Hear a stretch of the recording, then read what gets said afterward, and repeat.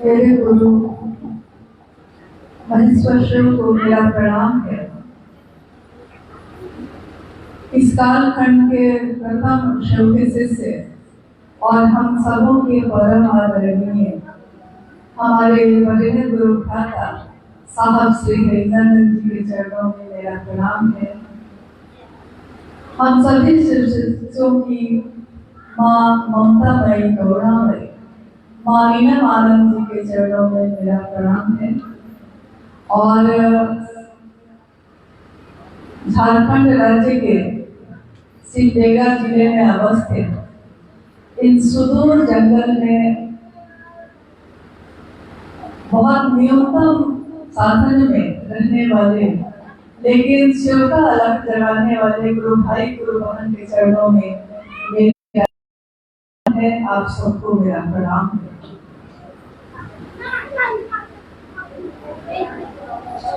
आपने अभी सुना होगा कि माँ नीलम आनंद के नाम का जिक्र हो रहा था।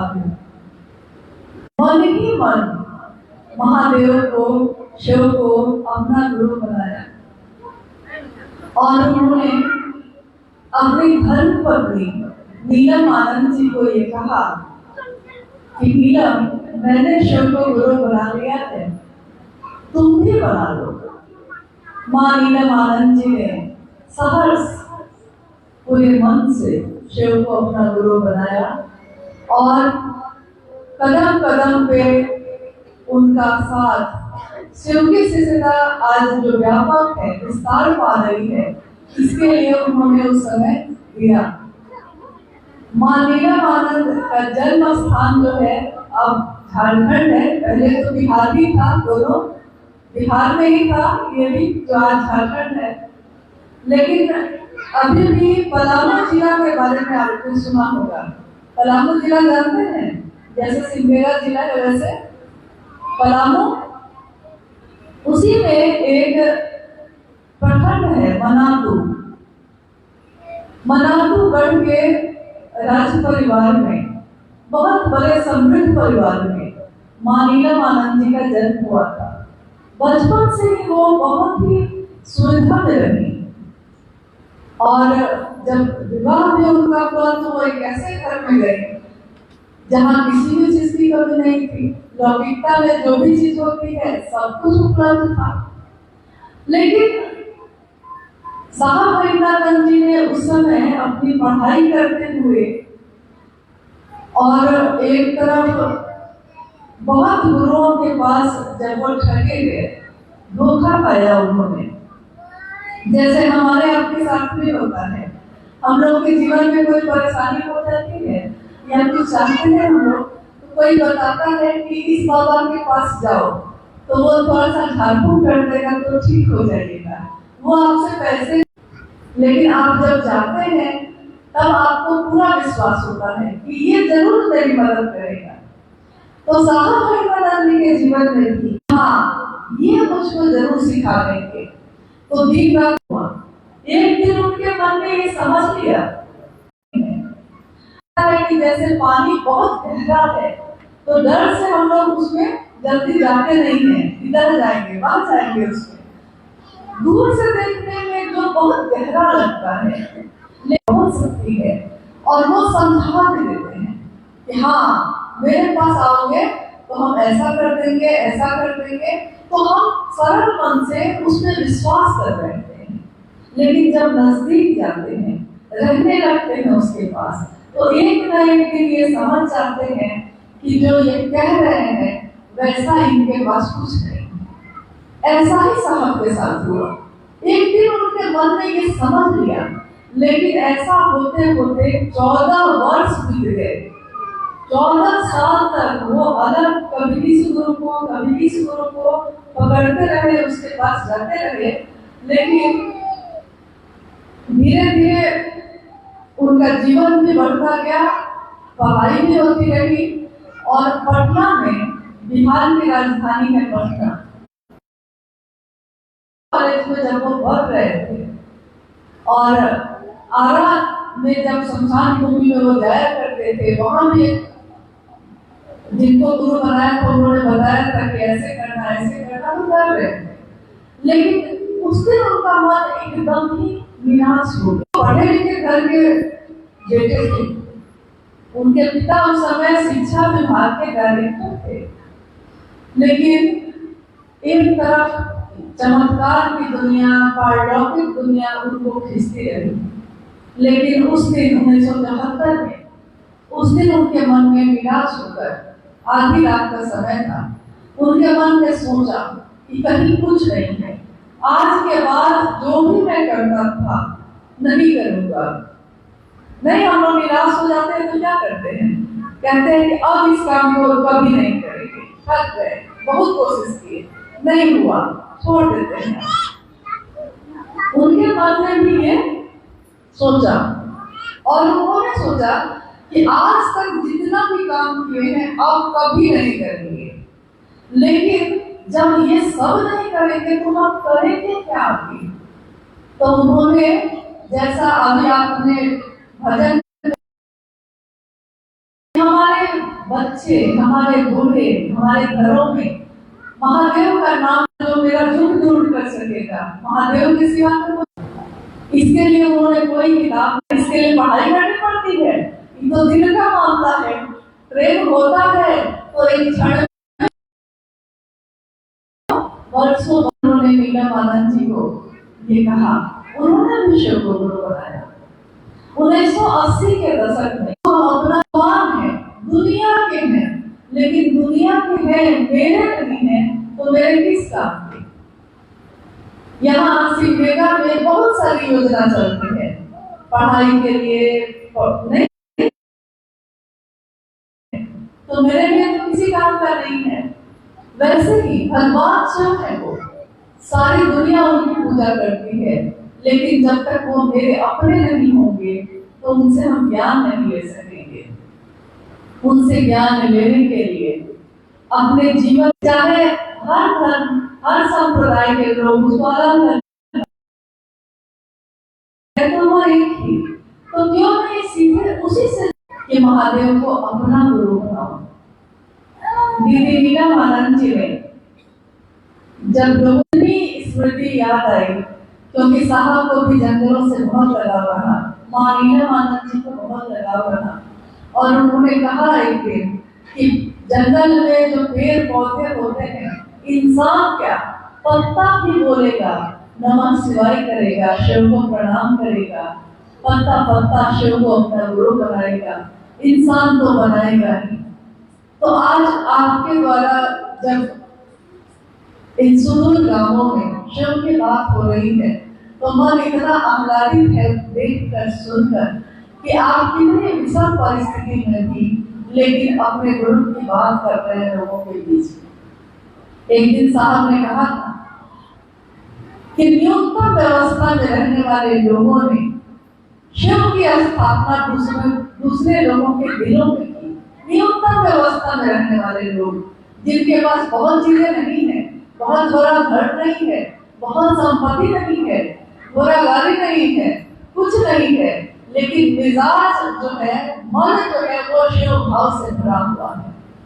साहब ने कहा कि जो महेश्वर शिव है, जो गुरु शिव है, जगत के गुरु शिव है, वो कैसे हैं?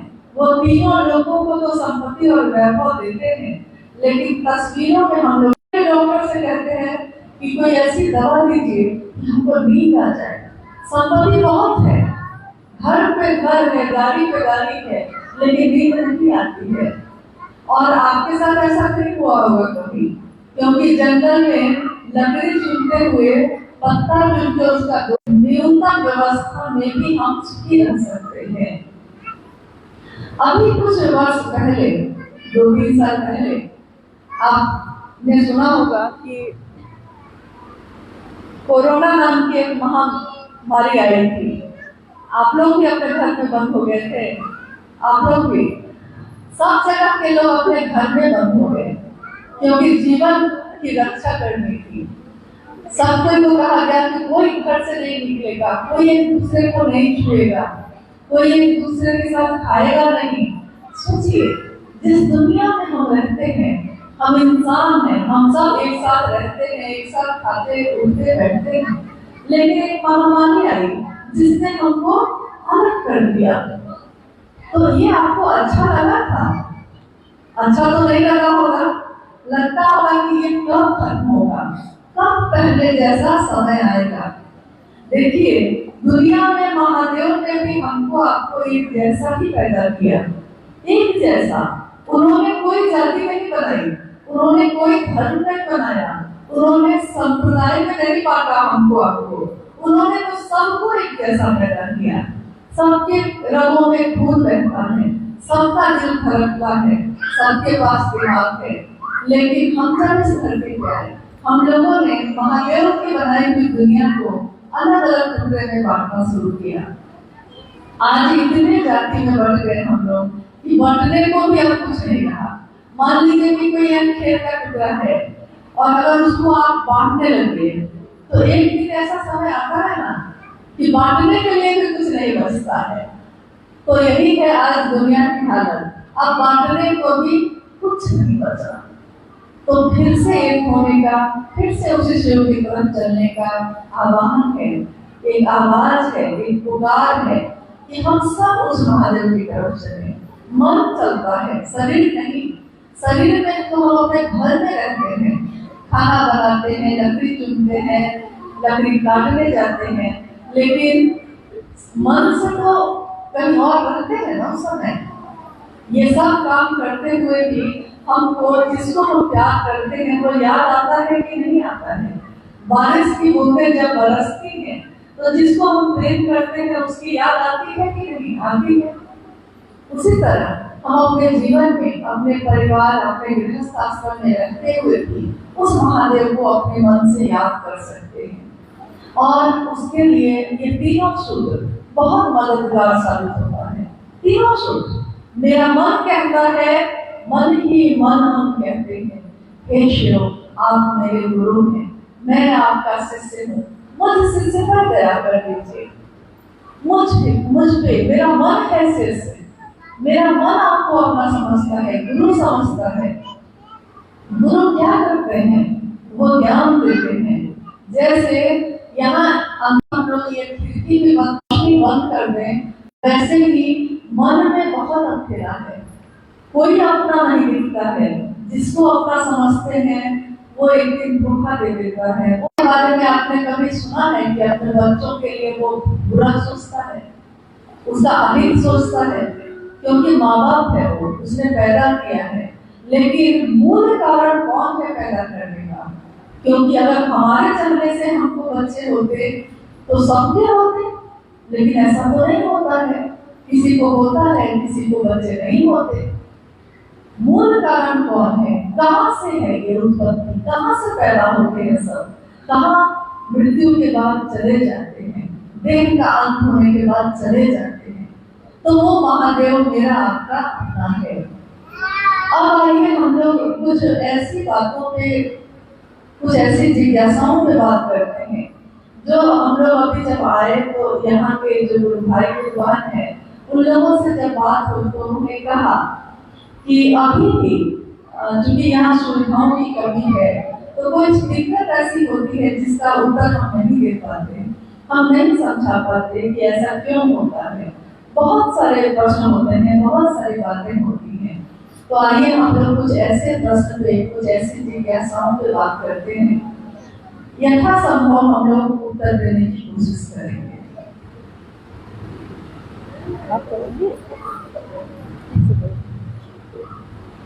हम लोग शिव चर्चा क्यों करते हैं और गुरु के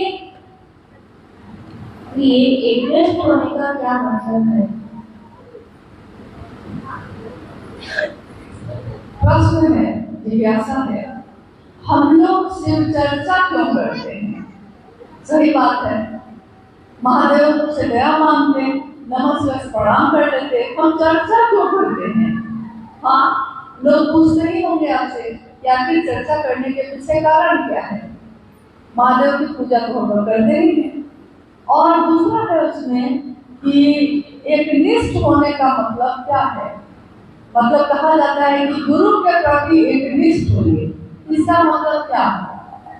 तो पहला जो प्रश्न है, यानी शिव चर्चा हम आप क्यों करते हैं, आइए पहले हम लोग उस पर बात करते हैं। आपने देखा होगा कि हम अगर पूजा करने बैठते हैं, जितनी देर पूजा करते हैं उतनी देर भी हमारा मन उस भगवान के पास नहीं बैठता, उतनी देर भी नहीं बैठता। सुबह में हम लोग नहा धो के पूजा करते हैं, ज्यादातर घरों में सुबह में लोग नहा के पूजा करते हैं, शाम में आरती करते हैं। लेकिन पूजा करते हुए भी, आरती करते हुए भी हमारा ध्यान कहाँ पे होता है, हमारा मन कहाँ पे होता है। हमारा ध्यान उस देवी या देवता के पास नहीं होता जिसके सामने खड़े होके हम पूजा कर रहे हैं। हमारा ध्यान, अगर पूजा कर रहे हैं और बारिश हो गई तो चिल्लाते हैं कि नहीं, वहीं से लकड़ी भीग गई, लकड़ी भीग गई, अब खाना कैसे बनेगा, जल्दी जाओ। बैठे थे तो पूजा के, लेकिन ध्यान कहाँ था, ध्यान ऐसी चीजों पे था।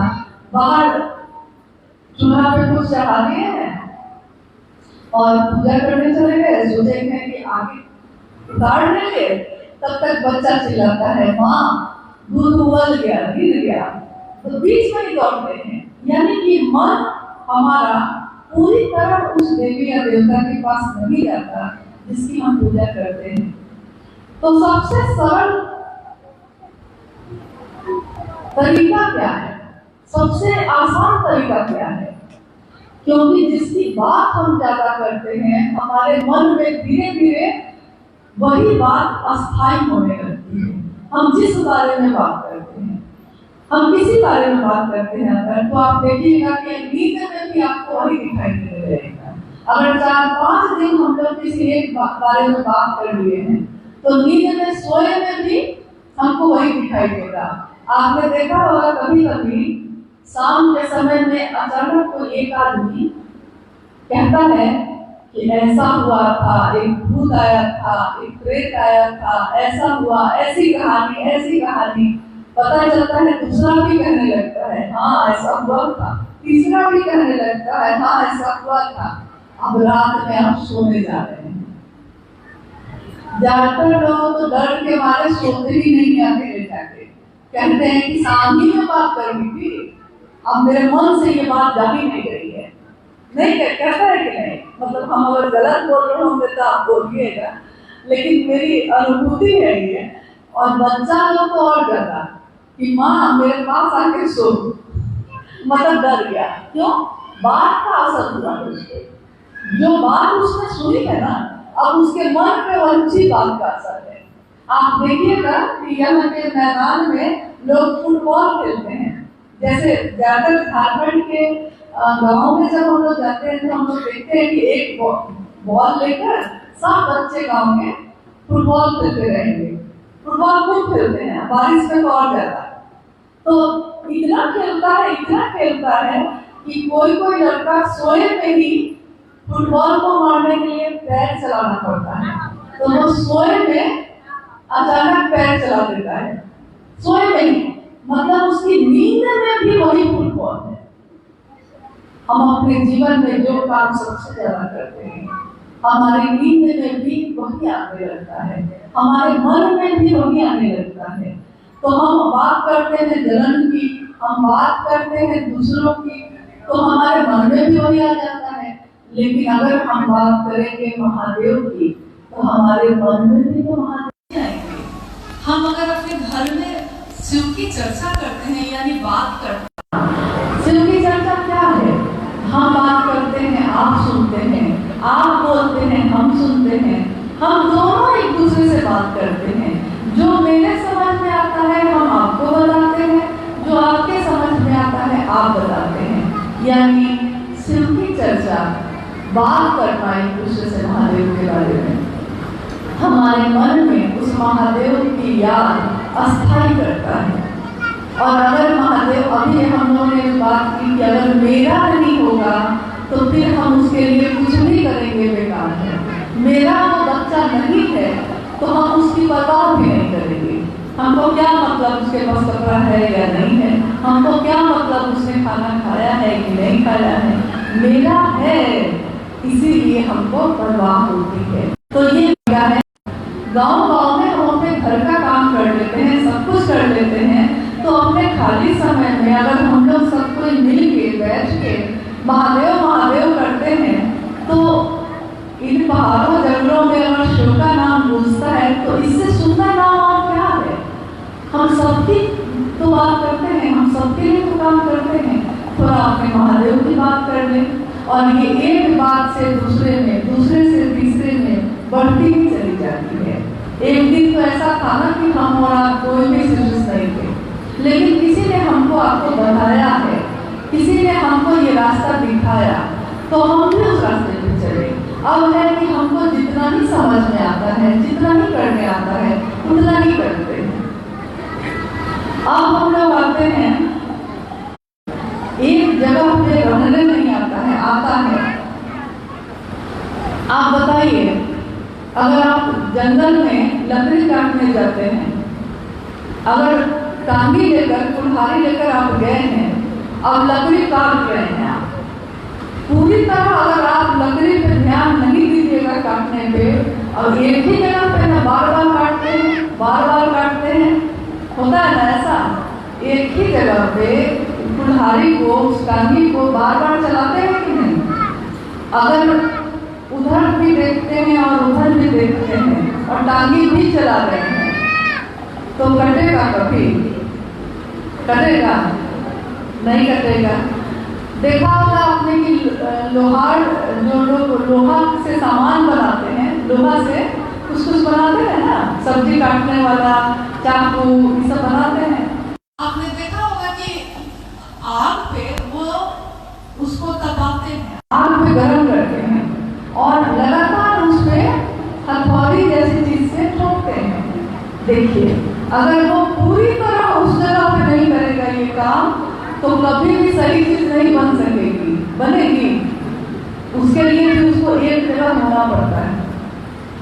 किसी रिश्ते में भी अगर हम पति के रूप में, आप किसी के पति हैं, पति के रूप में अपनी पत्नी के लिए एक बस पति आप उसी के रहेंगे, अगर नहीं ऐसे होते हैं तो रिश्ता टूट जाता है कि नहीं।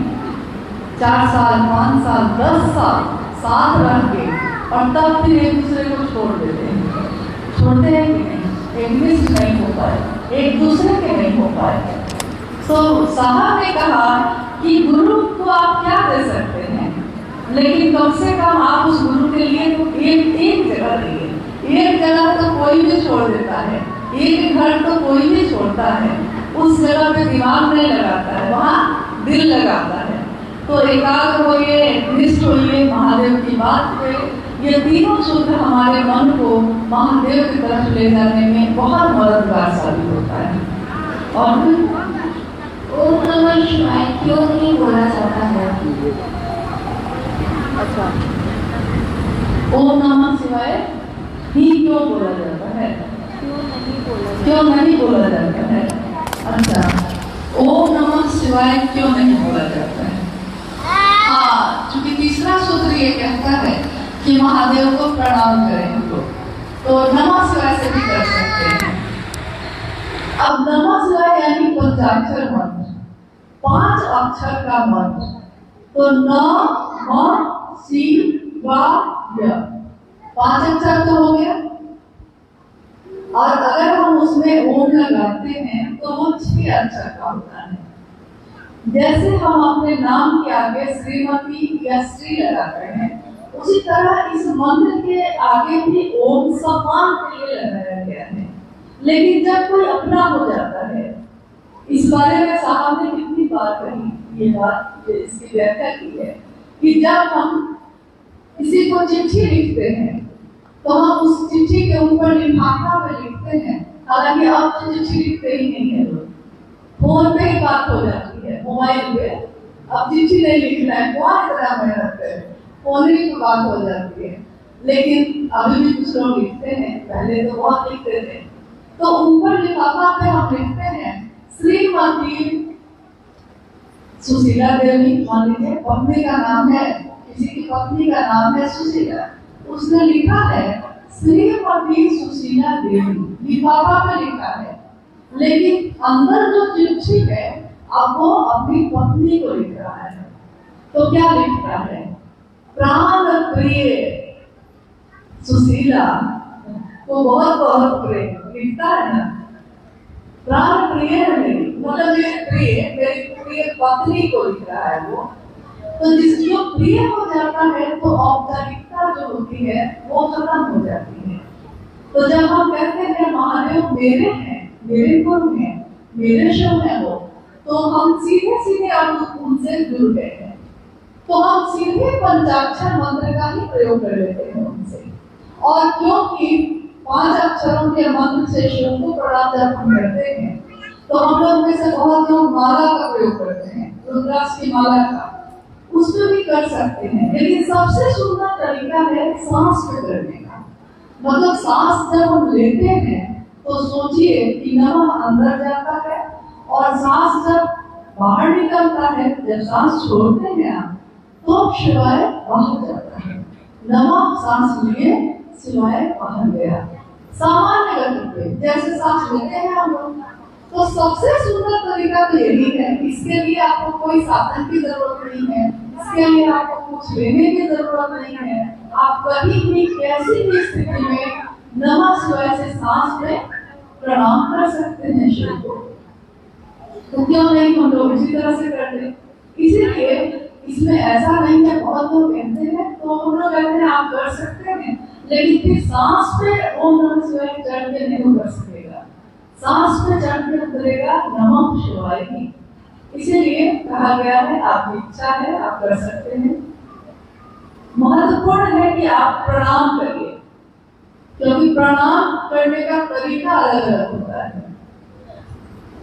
अभी मतलब पिछली बार जब हम लोग उड़ीसा आए थे तो 2000 कुर्बान लोग हैं वहां की, तो उसमें से एक कुर्बान ने कहा था कि यहाँ एक ऐसी कुर्बान है जो काफी गरीब है और वो माला नहीं खरीद सकती है।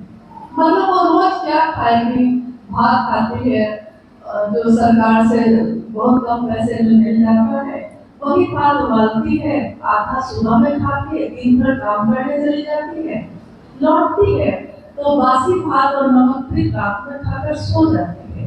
तो उसके पास पैसे नहीं है कि वो माला खरीद सके। तो क्या वो महादेव को प्रणाम करने के लिए जो करती है वो सही तरीका है कि नहीं? मैंने पूछा कि तरीका क्या है, तो उन्होंने बताया कि छोटे छोटे पत्थर जो है, छोटे छोटे पत्थर जो सड़क के किनारे होते हैं, उस गुरुवार ने उसी को चुनकर 108 बार रख दिया है। 108 छोटे छोटे पत्थर। और वो चूंकि गिनती मतलब हाँ कैसे करेंगे, कैसे पता चलेगा कि 108 बार हो गया? तो वो क्या करती है कि वो वही पत्थर एक एक करके कहती है कि एक बार पत्थर लगाया तो फिर सोचती है कि नमः शिवाय, फिर दूसरा लगाया तो सोचा कि नमः शिवाय। तो उन लोगों ने पूछा कि क्या उसका प्रणाम महादेव स्वीकार करेंगे?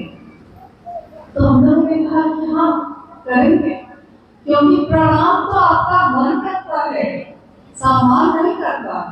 प्रणाम तो हमारा मन का भाव करता है। हो सकता है एक दिन मेरे ये दोनों हाथ नहीं रहे तो मेरा हाथ जोड़ना भी नहीं हो सकेगा, पैर छू के प्रणाम भी हम नहीं कर सकेंगे, लेकिन अगर मेरा मन आपको प्रणाम करता है तो प्रणाम तो हम करेंगे ही ना। आपको मन ही किसी को करता है। तो इसमें साहब ने एक बार कहा कि मेरे गांव में मैं गया था एक बार, साहब का गांव है सीवान जिला में, अमरोरी नाम का एक गांव है, वहीं पे सीवान है बिहार में। तो साहब एक बार गए वहां तो दो बुजुर्ग, गांव के दो बुजुर्ग वहां से गुजर रहे थे। तो किसी ने कहा कि काका प्रणाम, चाचा प्रणाम। हम लोग करते हैं, गांव के कोई बड़े बुजुर्ग गुजरते हैं तो हम लोग उनको प्रणाम करते हैं। तो एक व्यक्ति ने पूछा कि क्या चाचा है आपके, बड़े अच्छे से लगता है, आपने बड़े अच्छे मन से प्रणाम किया। तो दूसरे व्यक्ति ने कहा कि अरे चाचा क्या है, बहुत ही बदमाश है, बहुत बदमाश है, पूरे गांव के लोगों को एकदम परेशान करके रखे हुए हैं, इतने बदमाश हैं। लेकिन गांव के चचा लगते हैं तो प्रणाम भी करना पड़ता है। तो इसीलिए सामने आ गए हैं तो हम प्रणाम कर दिए हैं। लेकिन मेरा मन प्रणाम नहीं कर रहा है उनको, मन नहीं झुक रहा है। तो साहब ने कहा कि कभी महादेव को भी ऐसा ही प्रणाम मत कर दीजिएगा, महादेव को मन से प्रणाम हम करें। इसके लिए सबसे सुंदर तरीका यही है कि मन प्रणाम करें। आगे और कोई जिज्ञासा है? एक हाँ बोलिए। पूजा पाठ झाड़ फूक से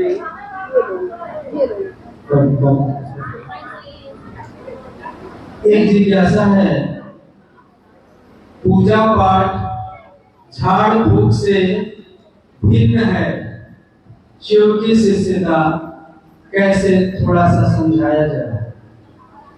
झाड़ फूक पूजा पाठ, झाड़ फूक मतलब कि कोई मंत्र से ऊपर से नीचे झाड़ दी है, या पानी में मंत्र फूक के दे दी है, या फिर कोई ऐसा साधन भभूत राख मिट्टी कुछ ऐसा दे दी है, ताबीज बना दी है। यही सब आजकल झाड़ फूक की श्रेणी में आता है। कभी ऐसे लोग हुआ करते थे जो सच में कुछ ज्ञान रखते थे, लेकिन अब ऐसे लोग मिलना दुर्लभ है। सही गुरु का अभाव है हर क्षेत्र में, हर क्षेत्र में, केवल इसी में नहीं। और रही बात कि आपके गुरु शिव वैद्यनाथ हैं, उनको कहा जाता है वैद्यनाथ। देवघर में जो बाबा का मंदिर है, उस मंदिर का नाम ही है वैद्यनाथ धाम है उसका नाम। आपने सुना होगा ना, हम लोग कहते हैं कि वैद्यनाथ धाम जाएंगे, यानी उस मंदिर का उस जगह का नाम ही है। क्या है ये? शिव के अनेक रूपों में एक रूप वैद्यनाथ। और आपने देखा होगा कि जंगल पहाड़ों में बहुत सारे ऐसे पत्ते या जंगली पौधे होते हैं जो औषधि का काम करते हैं, दवा का काम करते हैं। कुछ लोग होते हैं जो इसके जानकार होते हैं। मान लीजिए उसके द्वारा कुछ कोई जानकार है, वो कर रहा है, तो वो बात अलग है। लेकिन एक अंधविश्वास करके किसी को झाड़ना या फूकना, यानी कि आपको ये ज्ञान की श्रेणी में नहीं आता, ये अंधविश्वास में आता है। आपको अभी हम लोगों ने एक पन्ना दिलवाया है, शायद आपको पास होगा, उसमें है ये लिखा हुआ कि आस्था रखना तो अच्छी बात है, लेकिन विश्वास रखना अच्छी बात नहीं है। अपने दिमाग का प्रयोग करिए, अपने विवेक का प्रयोग कीजिए। अगर शरीर में कोई बीमारी है तो डॉक्टर से दिखाइए और दवा कराइए। मन में कोई बीमारी है तो मन के चिकित्सक गुरु होते हैं, आपके गुरु शिव खुद हैं।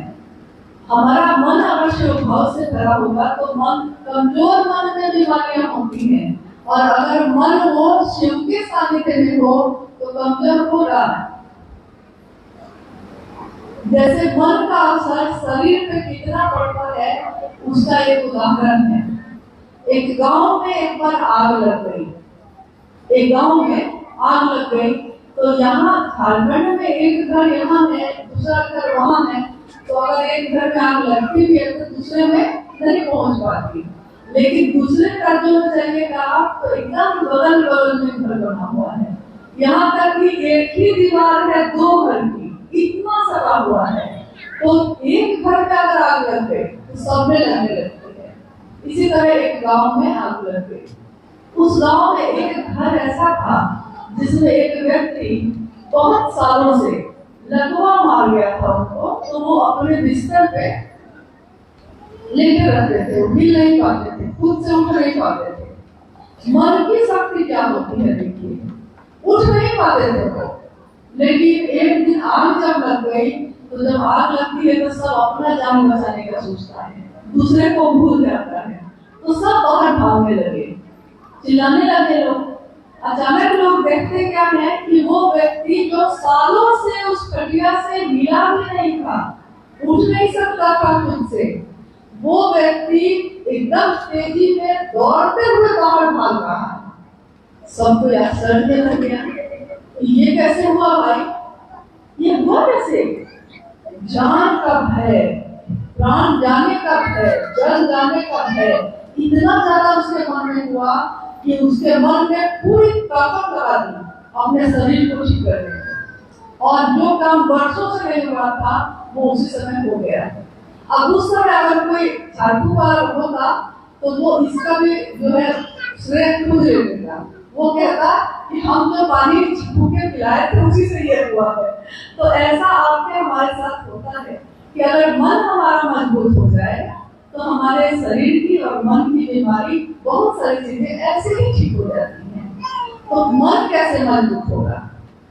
मन होगा कैसे मजबूत? हमारे गांव में यहाँ पंचायत है, ये पंचायत है, मुखिया होंगे इसके कोई। अगर उस मुखिया से आपका परिचय है तो गांव में कोई काम होगा आप करिएगा कि अगर दूसरे को भी आप करिएगा कि अगर तुमको कोई काम है तो बोलना। मुखिया जी से सीधे मेरा कनेक्शन है। कहते हैं ना, मन, मेरा मन बलशाली है। हमको लगता है कि जब जो यहाँ का मेन आदमी है उसी से मेरा सीधे रिश्ता है। मतलब आप दूसरे को भी कह रहे हैं कि हमको बोलना, हम तुम्हारी मदद करेंगे। यहाँ हम किसको अपना गुरु बनाए? महादेव को। महादेव कौन है ये महादेव? क्या ये महादेव सिर्फ उतना ही है छोटे छोटे शिवलिंग में, तस्वीरों में, मूर्तियों में, या शिव कण कण में है, जंगल और पहाड़ में है, हवाओं में है, आग में है, मिट्टी में है, आकाश में है, सारे तत्वों में वो शिव है। यहाँ तक कि दुनिया का कण कण जपता है शिवा शिवा शिवा शिवा, शिव का नाम जपता है। सुनने वाला सुनता है, जो नहीं सुनना चाहता वो नहीं सुनता है। आपका मन ही सुनता है। बहुत बार आपके मन में का रिश्ता कैसा होता है? मेरा बच्चा, अगर आप इस गांव में रहते हैं और आपका बच्चा रांची में रह के पढ़ता है, किसी दिन वो आप बहुत मानते हैं उसको मन से, किसी दिन वो बीमार हो जाता है। बीमार वो रांची में होता है लेकिन बेचैन आप यहाँ हो जाते हैं। आप आधी रात में उठ के बैठ जाते हैं और कहते हैं कि मेरा मन बेचैन हो रहा है, मन घबरा रहा है, जरूर कुछ हुआ है, बउआ को जरूर कुछ हुआ है। और आप फोन करते हैं, पता चलता है कि बीमार हो गया है, मन जुड़ा हुआ है। ये मन जब एक इंसान का एक इंसान से जुड़ सकता है तो इसी इंसान का उस परमात्मा से, उस शिव से जुड़ सकता है। यही विधान है, यही तरीका है। कोई खास अलग से कोई तंत्र नहीं है, कोई मंत्र का जप करने की जरूरत नहीं है। सारे मंत्र बेकार हो जाते हैं अगर मेरे मन का भाव उसमें शामिल नहीं हो। तो किसी मंत्र से, किसी साधना से, किसी उपासना से कुछ नहीं होगा। तो मेरी प्रार्थना है कि अगर आपका मन इस झारखंड में फंसा हुआ है तो इससे मुक्त होइए, क्योंकि महादेव की शिष्यता, महादेव का शिष्य होना हर अंधविश्वास से हमको आपको मुक्त करता है, इससे दूर करता है, हमारे मन को समझा देता है कि आपके महादेव बहुत बलशाली हैं, उनसे बलशाली कोई नहीं है। आपका मन अगर उससे जुड़ गया तो आपके शरीर या मन के सारी चिकित्सा तो ऐसे ही हो जाती है। फिर भी अगर कुछ ऐसी बीमारी हो जाती है तो डॉक्टर से दिखाइए और दवा खाइए, जो कहते हैं वो करिए, खान पान अपना ठीक करिए और ठीक हो जाइए। जीवन देखिए कितना है हम लोग नहीं जानते, हमारा जीवन कितना है हम लोग नहीं जानते, लेकिन जितना ही है उस जीवन में महादेव की पुकार हो जाए, महादेव का नाम हम कह लें, इससे सुंदर जीवन और कुछ भी नहीं हो सकता। आइए हम सब अपने मन में उस ईश्वर को स्थापित करें। कल को आप कहाँ होंगे, हम कहाँ होंगे, लेकिन हमारा आपका ये मिलना कम से कम इतना हो जाए कि महादेव आपको याद आते रहे। हम लोग भूल जाए कोई बात नहीं है, लेकिन वो महादेव जिसकी बात लेकर हम लोग आए हैं वो आपके मन को याद आते रहे। मेरा अपना अनुभव है, मेरी अपनी जो अनुभूति है वो ये है कि साहब वैष्णव जी ने एक दिन शिव के गुरु बनाया था। और दुनिया में अगर कोई भी शरीरधारी गुरु भी होता है कोई, या कोई भी ऐसे लोग हैं जिनके पीछे बहुत सारे लोग आ जाते हैं, तो वो सबसे पहले सम्मान सुविधा सब कुछ बढ़ा लेते हैं। लेकिन मैंने अपनी आंखों से देखा है उनके जीवन को। ऐसा नहीं कि वो उनके पास लौकिकता में कुछ नहीं था। वो डिप्टी कलेक्टर के पद में रहकर महादेव की शिष्यता का अलग जगाते रहे। अपने रिटायरमेंट में 2008 में जब वो रिटायर्ड हुए तो पटना में ज्वाइंट सेक्रेटरी कैबिनेट से रिटायर्ड हुए थे। सरकार में एक बड़ा पद होता है और उन्होंने अपने जीवन में किसी का एक पान भी मुफ्त में नहीं खाया है। ये हम लोगों ने अपने घर में उनको देखा है ऐसा। और सैकड़ों हजारों लाखों करोड़ों लोग आज हो गए सिर्फ पैसे से। लेकिन उन्होंने और एक ही बात उस समय में बोली थी जब कोई सुविधा नहीं था, जब करोड़ों हो गए तब भी उन्होंने यही बात बोली कि खुद भी सिर्फ पैसे से बनिए और दूसरों को भी प्रेरित करिए, बढ़ाइए। मेरा साथ छूट सकता है, इनका साथ छूट सकता है, लेकिन महादेव बहुत ताकतवर है, उनका साथ नहीं छूट सकता। परेशानी, दुख, दर्द, उसको कह दीजिए कि मेरा जो है भगवान, मेरा जो है गुरु वो बड़ा है, तुम बहुत छोटे हो। इन परेशानियों से कह दीजिए और जिस दिन आपका मन ये कह देगा परेशानियां तो रहेंगी, लेकिन मन उसका प्रभाव लेना बंद कर देता है परेशानियां हैं तो, लेकिन मन में उसका प्रभाव भी नहीं है। तो हम सब इसी अनुरोध को फिर से दोहराते हैं कि आपके जीवन में जितनी भी सांसें हैं, जितना भी जीवन महादेव ने दिया है, सबके लिए हमने दिया है। ये जानते हुए भी किया है कि जीवन का कोई रिश्ता हमारे साथ हमेशा नहीं रहा, कोई पूरी तरह अपना नहीं हो सका, तब भी करते हैं। एक महिला आई थी एक बार देवराजी साहब शरीर में थे, उसने कहा एक गुरु महंत भी हो, उन्होंने कहा कि साहब कभी कभी दुख होता है तो लगता है किसी रिश्ता ही छोड़ देते हैं, महादेव को गुरु बनाकर भी दुख है तो लगता है कि छोड़ दे। साहब ने कहा कि क्या तुमने कभी अपने पति को छोड़ने का सोचा है? दुख तो था उस समय भी, क्या अपने बच्चे को छोड़ दिया है? क्या और लोगों को जिसको अपना समझती हो सबको छोड़ दिया है? दुख तो है, दुख तो है। समस्या आती है घर में सब कुछ खत्म हो गया है, वैसा नहीं है, हम आत्मा खा के रहते हैं, लेकिन उस समय भी हम अपने बच्चे को छोड़ने का सोचते भी नहीं है। हम बिस्तर पकड़ लेते हैं, कैंसर, किडनी जैसे असाध्य रोग से ग्रसित हो जाते हैं। उस समय भी हम नहीं सोचते कि मेरा जो अपना है इस जगत में उसको हम छोड़ दें। तो क्या शिव सबसे ज्यादा बड़ा है? उस शिव ने ही सब कुछ दिया है, ये जीवन, ये सांसें, इस जीवन में सारे लोग, हर चीज, हर पल जो इतना सुंदर है, जो इतना अच्छा है, उस महादेव ने दिया और हमने महादेव का नाम भी नहीं दिया है। तो हमें उस गुरु को दक्षिणा देना होगा ना, तो दक्षिणा देने के लिए सामान तो उनको चाहिए नहीं, पैसा उनको चाहिए नहीं, तो उनको क्या चाहिए? आपके हमारे मन का भाव। यही जो हम कहते हैं शिव की चर्चा, यानी अगर हम अपने गुरु की बात ही कर लेते हैं दूसरों से तो ये सबसे अच्छी बात है। पूजा में क्या होता है? पूजा और शिष्यता के बारे में हमने कहा, पूजा में हम पूरा विश्वास रखते हैं, पूरी श्रद्धा रखते हैं, पूरा समर्पण रखते हैं और उसी मूर्ति या उसी तस्वीर या उसी शिवलिंग के सामने खड़े होकर खूब गुणगान करते हैं, कहते हैं महादेव तुम कितने अच्छे हो, हे महादेव तुम कितने दयावान हो, करुणा के अवतार हो, सब कुछ हो। लेकिन साहब ने कहा कि शिव की शिष्यता में अगर विश्वास नहीं है तब भी, अश्रद्धा है तब भी, संशय है यानी शंका है कि गुरु है भी कि नहीं है, शरीर में तो है नहीं वो, तब भी अगर आपका मन ये सोच लेता है कि शिव मेरे गुरु है तो वो शिव आपके गुरु होंगे ही होंगे। और इससे सुंदर पूजा और क्या होगी कि हम उनके सामने खड़े होकर अकेले में जो बड़ाई करते, हम उसकी बड़ाई क्यों नहीं पूरी दुनिया में करते, हर व्यक्ति से कहते कि वो महादेव कितना अच्छा है, उसको अपना बनाइए। तो ये सबसे सुंदर गुरु दक्षिणा है अपने शिव के लिए।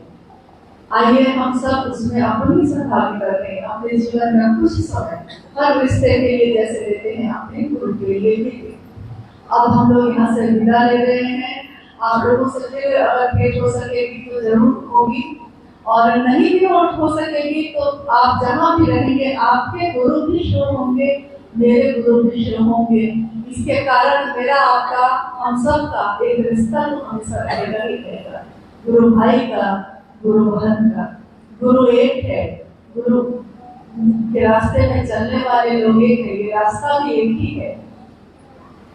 हम सब जब शिव की बात करते हैं हम अपने अस्तित्व को भूल जाते हैं, हम अपने जीवन में क्या है उसको भूल जाते हैं, लेकिन नहीं भूलते। बस एक बात नहीं भूली, क्या महादेव के लिए साहब ने कहा कि आई लव यू, मैं तुमको प्यार करता हूँ, मैं तुमको प्रेम करता हूँ, तुमको अपना समझता हूँ, तुमसे ज्यादा अपना किसी को नहीं समझता। बस यही बात, यही सोच हमको शिव की तरफ लेकर चलती रहेगी। आप सभी के चरणों में प्रणाम है। आप धीरे धीरे जाएंगे क्योंकि जगह कम है और दिक्कत में आप बैठे हैं, लेकिन कोई बात नहीं, महादेव की दुनिया है। अव्यवस्था में ही, दिक्कत में ही अपने महादेव की बात करने हम लोग बैठे हैं, तो कोई दिक्कत हो भी जाए तो कोई बात नहीं है। अपनों के लिए थोड़ा कष्ट सहना पड़ता है। ठीक है, आप सभी के चरणों में प्रणाम।